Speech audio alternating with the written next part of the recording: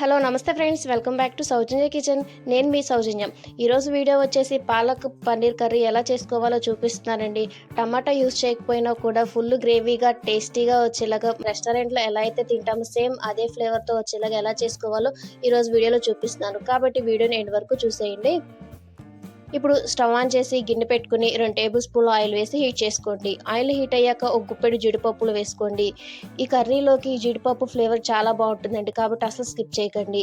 ఇప్పుడు శుభ్రంగా కడిగి పెట్టుకున్న 2 కట్టల పాలకూరని వేసుకుని చక్కగా ఫ్రై చేసుకోండి. ఇక్కడ మీరు కావాలంటే పాలకూరని వేడి నీళ్ళలో అయినా ఉడికించుకోవచ్చు, కానీ అలా ఉడికించుకుంటే పాలకూరలోని విటమిన్లు అన్నీ పోతాయి కదండి, అందుకని నేను ఫ్రై చేసుకున్నాను. ఇలా ఒక 2 నిమిషాలు ఫ్రై చేసిన తర్వాత ఒక ప్లేట్లోకి తీసుకుని చల్లారనివ్వండి.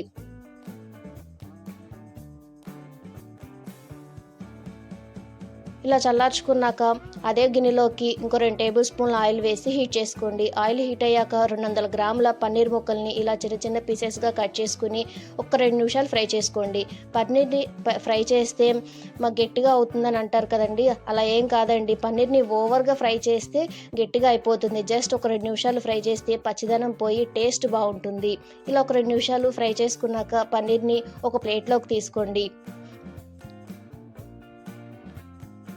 ఇప్పుడు అదే గిన్నెలోకి 1 టేబుల్ స్పూన్ నెయ్యి వేసి హీట్ చేసుకోండి.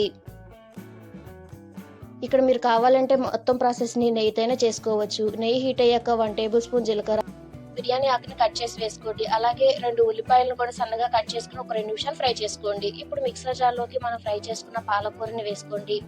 అలాగే కొంచెం కొత్తిమీర,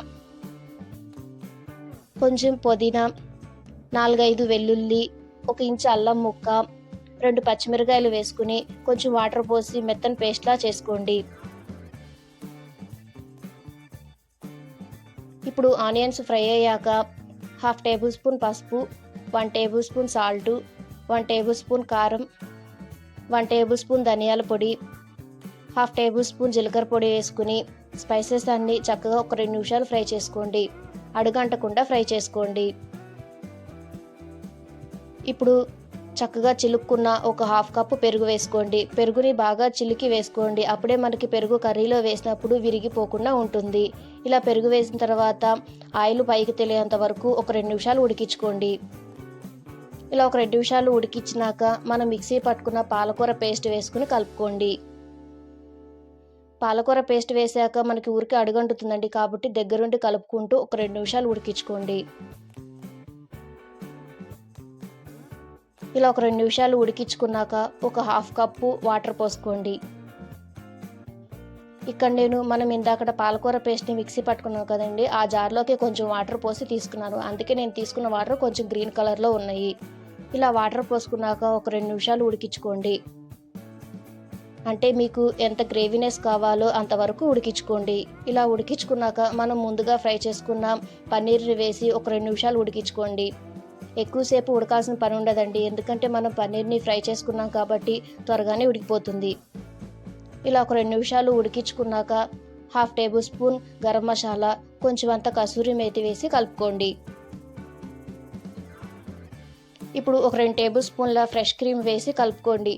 మీ దగ్గర ఫ్రెష్ క్రీమ్ ఉంటే వేసుకోండి, లేదంటే స్కిప్ చేయండి, కానీ వేస్తే మనకి ఫ్లేవర్ టెక్స్చర్ అనేది బాగుంటుంది. ఇలా ఫ్రెష్ క్రీమ్ వేసి కలిపేసుకున్నాక సర్వ్ చేసుకుంటే ఎంతో టేస్టీగా ఉండే పాలక్ పన్నీర్ కర్రీ రెడీ. ఇంతేనండి, చాలా సింపుల్గా ఈజీగా చేసేసుకోవచ్చు. టేస్ట్ కూడా చాలా బాగుంటుంది. ఇలా చేసుకున్న ఈ కర్రీ రోటీ చపాతీలోకి లేదా పలావాలోకి కానీ చాలా బాగుంటుందండి. మరి నేను చేసిన ఈ పాలక్ కర్రీ ఎలా ఉందో కింద కామెంట్ బాక్స్లో కామెంట్ చేయండి. వీడియో నచ్చినట్టయితే లైక్ చేయండి, షేర్ చేయండి, సబ్స్క్రైబ్ చేయడం మాత్రం మర్చిపోకండి. మరిన్ని వీడియోస్ కోసం పక్కనే ఉన్న బెల్ సింబల్ని క్లిక్ చేయండి.